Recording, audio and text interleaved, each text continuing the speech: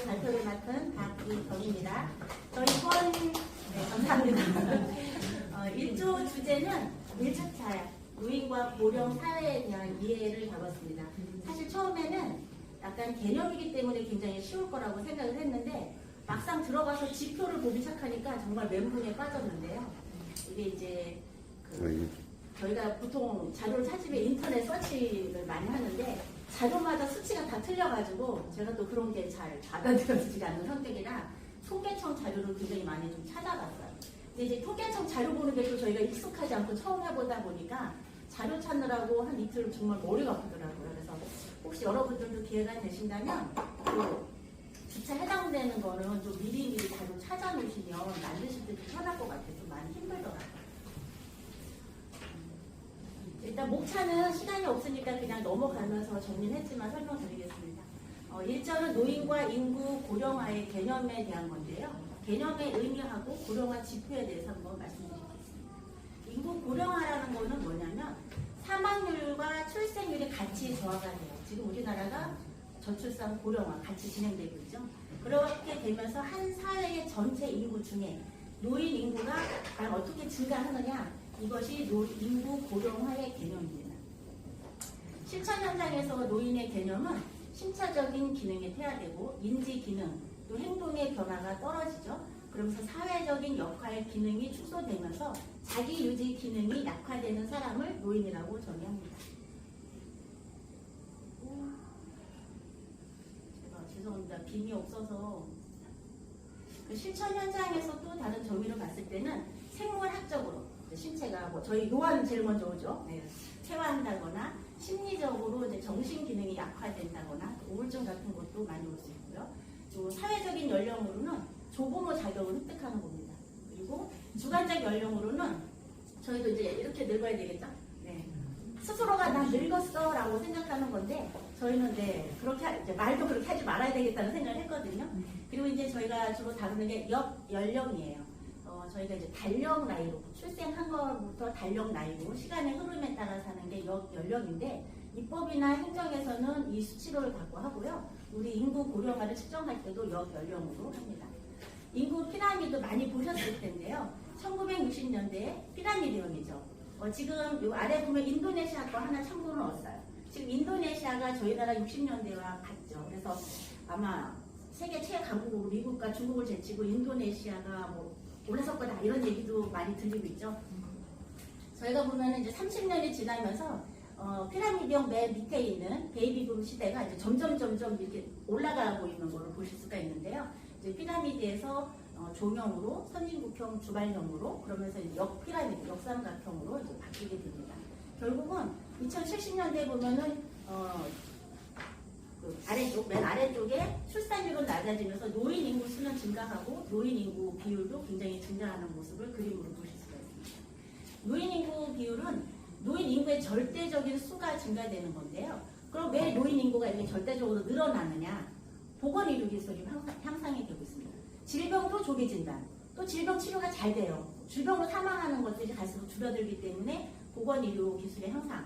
두 번째는 우리가 살고 있는 집, 위생, 코로나 이후로 손도 굉장히 열심히 씻고 이러다 보니까 환경이 개선되면서 건강해지는 것. 또한 건강에 대한 관심도 많아서 약품이든 운동이든 굉장히 다양한 서비스를 저희가 받고 있는 실정이고요. 또 생활 수준이 향상되다 보니까 평균 수명이 증가되면서 결국 사망률도 저하되는 게 노인의 인구수 증가에 굉장히 많은 영향을 끼치고 있습니다. 또 하나는 유년 인구, 생산 인구의 숫자가 절대적으로 이제 감소 추세로 바뀌는 건데요. 우리가 이제 산업화로 되면서 지금 자녀를 낳는 거에 대한 가치관이 굉장히 많이 바뀌어지고 있잖아요. 실제로 자녀 수가 감소되면서 출생률이 저하되고 있는데 이 하단에 보시면 출생률에 대해서 잠시 있는데요. 15세에서 49세를 가임기 여성, 임신할 수 있는 여성으로 표해서 2016년에 1.17명에서 작년 기준으로 0.78명, 올해는 0.77명 얘기도 나오고 있더라고요. 그래서 굉장히 인구가 늘어나는 것이 결국 이제 노인 인구를 증가시키는 원인이 됩니다. 그리고 인구 고령화 지표에서 봤을 때는요, 인구 고령화의 모든 기준, 노인 하면 이제 65세입니다. 65세 아직 없죠, 저희는. 네. 65세가 노인으로 분류가 되는데, 전체 인구 중에 그냥 64세.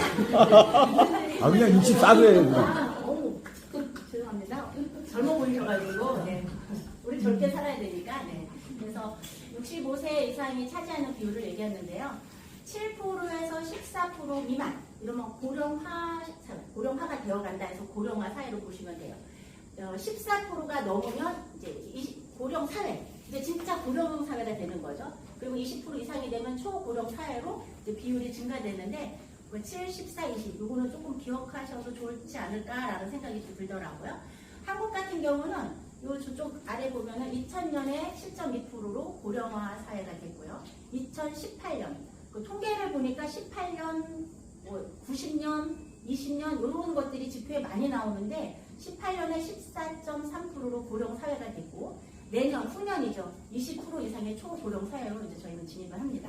참고로 2021년 유엔에서 봤을 때는요, 일본이 그 전쟁 이후에 경제 개발을 하면서 인구도 굉장히 급속도로 늘어나요. 그러면서 고령화가 굉장히 빠른데 지금 28.4% 20년 기준으로 세계 1위죠.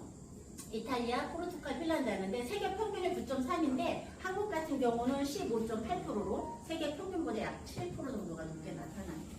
한국 고령화 실태 한번 볼게요.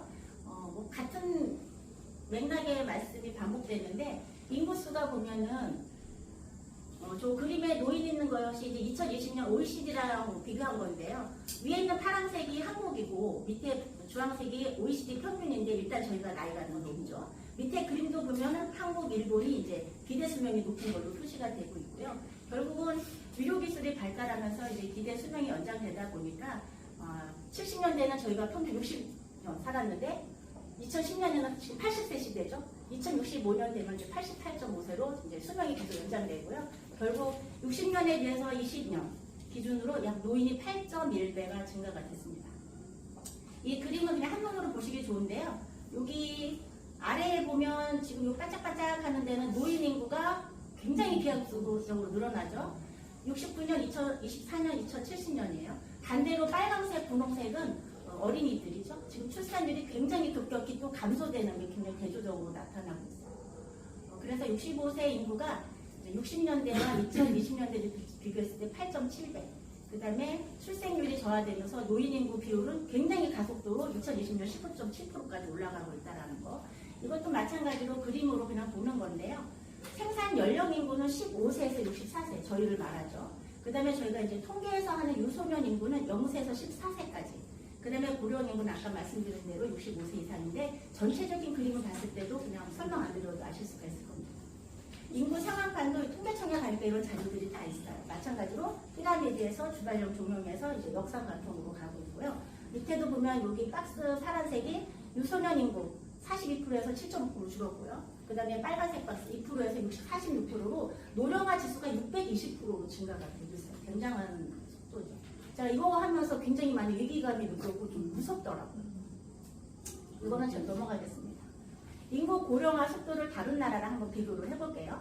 인구 고령화가 이제 지금 사회적 문제가 되는 이유는 고령화 속도에 미쳐서 그 사회적으로 뭔가를 준비할 수 있는 시간이 없다라는 거.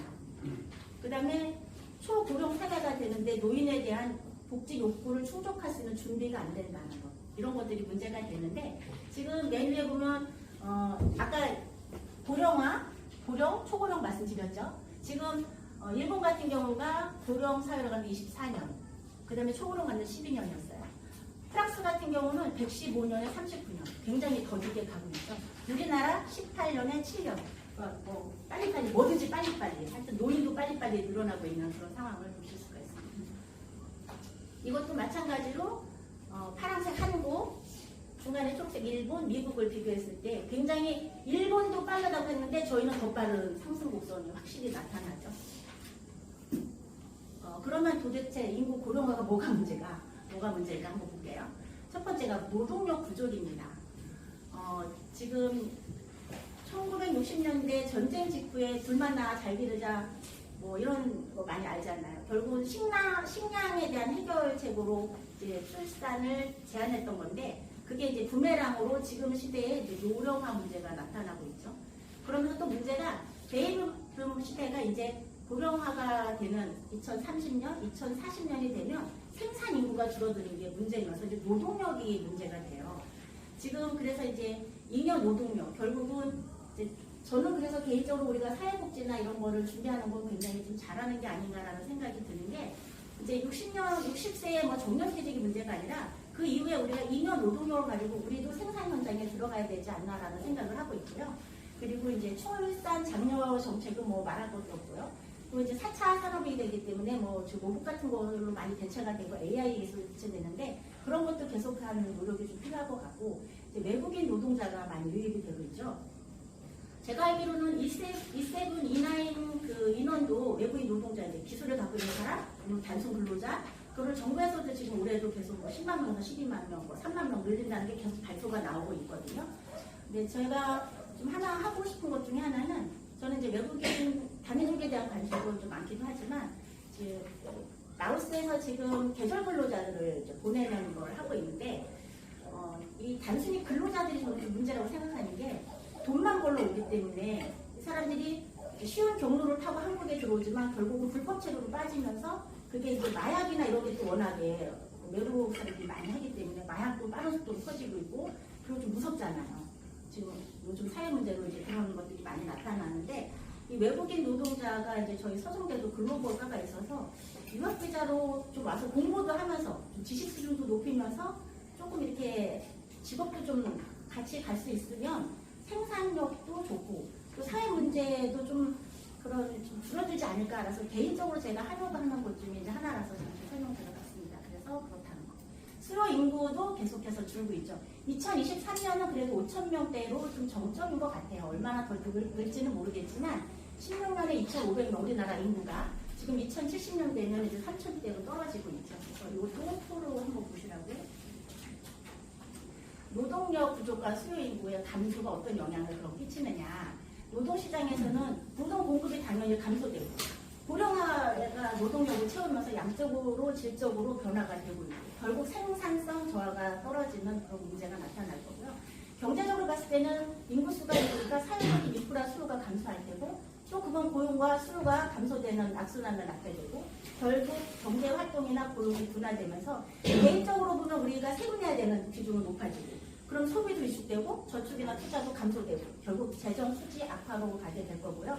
또 국민연금 수급률은 계속 늘어나잖아요. 50년 되면 고갈된다고 하고 있듯이 또 정부에서도 세액 기반이 완전히 이제 무너지는 상태로 그러면서 노인은 많아지니까 사회 비용은 위로비나 여러 가지로 증가되기 때문에 결국은 경기 침체, 거시경제 성장 둔화 같은 영향으로 이제 나타나는 거죠. 노인 부양비 같은 경우도 결국 노인 단독세대도 증가할 거고 가족과의 이제 역할 재조정에 대한 문제도 있을 거고 가족 갈등이나 의료비용 부담 같은 게 있는데 여기도 보면은 이제 부양 가족이 늘어나겠죠. 뒤에도 표가 있는데요. 이게 좀 어렵더라고요. 이거는 교수님께서 설명을 좀 해주시면 좋겠는데 어쨌든 노년 부양비가 계속 이제 늘어나고 있는데 지금 여기도 보면 유소년 떨어지고 노년 늘어나는 거 뭐 계속해서 반복되는 지표인데요. 쉽게 말하면 요 그래프가 좀 편해요. 지금 여기 생산 연령인구거든요. 여기는 고령인구예요. 결과적으로 4명을 부양하려고 요만큼 있잖아요. 근데 나중에는 이게 바뀌어요. 여기 보면 제가 이걸 준비하면서 쉽게 이렇게 생각을 해봤어요. 제가 형제가 5명이고 또 조카들이 있잖아요. 생산 연령이. 근데 저희 친정에서 노인 우리 엄마 한 명밖에 없어요. 그러면 한 10명이 엄마 한 명만 부양하면 되는데요. 이게 나중에 되면은 2050년 되면 1.3명. 한 명이 노인 한 명을 부양해야 돼요. 그럼 우리 집에 형제 5명이 살고 있는데 노인도 5명이 같이 살고 있다라는 상상을 해야 되는 거죠. 그러니까 굉장히 이게 심각한 것 같아요. 1인당 노인 한 명을 부양한다. 솔직히 우리 먹고 살기도 힘들잖아요. 그리고 우리 자녀들 보면은 직업도 그렇고 여러 가지로 뭐 소비나 집이나 뭐 여러 가지 다 문제잖아요. 또 실직도 많고 직업도 없고. 근데 걔들이 한 명씩 부양을 해야 된다? 너무 힘든 결과라는 생각이 들어서 좀 무섭더라고요. 이런 걸 보면서. 위로비 증가도 거의 40% 가까이를 지금 노인 인구에서 차지하고 있어요. 그래서 노인성 질환으로 이제 진료비가 증가되는 사회 문제가 또 있는데 결국은 이게 노인이 어떻게 건강하게 살 건지 그 진료비에 대한 보장을 어떻게 할 건지도 조금 정책적으로 필요한 것 같고 건강관리 프로그램이나 지역사회 통합 돌봄 서비스도 좀 정착돼야 되지 않냐 이렇게 보는데 지난주에 이제 교수님 한 분이 일본 얘기 하셔가지고 한번 찾아봤어요. 요양인가? 거기 병원은 일단 입소를 하면 기저귀를 안 차요. 100세가 돼도 기저귀 없이 생활하는데, 물론 그런 시설이 있겠지만 100세 되신 할머니가 들어와서 두 발로 걷는 게 됐대요. 그래서 이게 옳은 건가? 죽을 사람은 죽게 돼야 되지 않나? 계속해서 고령화를 살리는 것도 좀 심각한 거 아닌가? 저는 이제 이렇게도 좀 생각이 들었는데, 어쨌든 건강한 노년도 준비는 해야 돼요. 민혁이 중요하죠. 죽을 수 없고 진짜 더 빨리 죽고 싶기도 하고. 여보세요. 말아야 되겠다. 시간 많네. 네. 그래서 이제 결국 이렇게 질병가 이런 게 있고요. 일본에 대해서 그냥 간단하게 보면, 일본 아까 설명대로 고령화 계속 진입하고 있고, 일본에서는 예술가를 시골로 초대를 해서 예술가가 자기 재능 기부를 통해서 관광객도 유치하고, 또 실제로 출산율이 증가되는 효과도 있고, 고령자 전용 타운 리모델링 같은 걸 해서 이제 이렇게 여러 가지 서비스를 제공하는 것들. 그 다음에 대학생이 학교가 시골로 가. 그래서 대학 건물은 노인들의 프로그램을 운영하고, 대학생들이 같이 거주하고 뭐 서비스하고 이러면서 같이 살면서 인구 슬럼화를 해소하는 것들도 있었고요. 노인 혼자 사는 빈집을 개방해서 교류하는 모임 같은 것도 운영하고 있었고요. 또 이제 이 신용과 연륜을 통해서 중매로, 고령화되신 분들 중매로 또 외롭지 않게 사는 중매사도 있다고 하고요. 그 다음에 이제 쉐어하우스죠. 거실과 주방을 공동해서 쓰는 쉐어하우스라든가 이런 대책들이 많이 나오고 있고, 또 3대가 같이 사는 거를 장려하면서 집을 개조하는 비용을 지원해 준다던가, 이제 이런 것들이 또 일본에서는 사례도 있더라고요.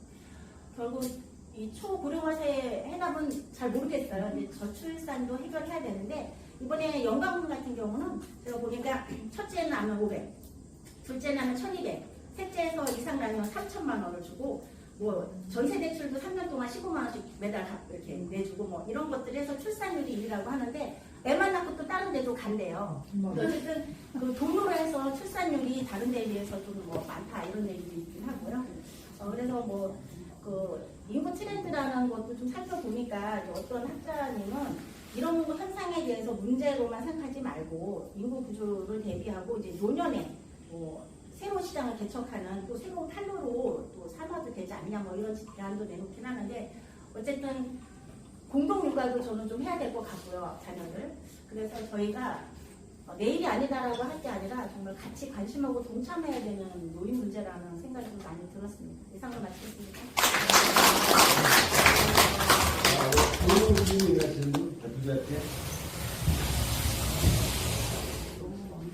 너무 완벽해요. 아, 저도 잠깐 얘기를 할게요. 껐어요? 껐어? 아니야. 일단 1차 과제 나오나? 이쪽에서 할까? 네. 일단 나도 출연을 한번 해야 될 것 같아서 팀인데 1차 과제를 맡으면서 이제 고민을 많이 했어요. 토요일날 늦게 갔죠. 주일날 또 아버지 만나러 갔다 와야죠. 그러다 보니까 이제 저녁에 앉아부터 시작을 했는데, 일단 저희 업무 분장을 먼저 했어요. 강경 선생님 PT하고 파워포인트 자료, 저는 레포트를 쓰기로 했어요. 한 이틀 밤은 거의 직장 다니면서 되고 저는 썼어요. 그래서 수요일날 오전에 맞췄을 것 같아요. 계속 검토를 같이 메일을 하면서. 이 제목 자체가 한 챕터를 갖고 하다 보니까 개념만 나와 있잖아요. 뒷부분에 그냥 슬렁슬렁 넘어갔는데, 저희가 그 1번 사례랑, 그러니까 이 제목 자체가 노인 문제와 고령에 대한 이해잖아요. 그 과제명이. 그러다 보니까 경제지표나 노동력보다는 먼저 고령화가 된, 초고령화가 된 일본의 사례들을 찾으려고 엄청 노력했습니다. 진짜 오늘은 노트북 보기가 싫더라고요. 계속 검색해서 찾아서 하다못해 경남신문에 있는 자료까지 찾아가지고 짜집기 한 건데, 카피킬러를 들러보니까 80%가 이제 카피해. 그럴 수밖에 없어요. 저희가 책을 정리하면 책에 있는 것도 카피킬러에 잡혀요. 교재 내용들이. 교수님이 책을 써놨기 때문에 그것도 다 카피킬러에 잡히고, 뒤에 사례들도 제가 쓴 것보다는 1번 사례는 다른 전문가들이 쓴 걸 갖고 정리한 거니까. 그 대신 결론은 제가 썼습니다. 저희가 썼습니다. 그래서 그걸 가지고 같이 해서 이번 과제를 마칠 수 있었습니다. 일부러 출연한 거로 나왔습니다. 시작입니다.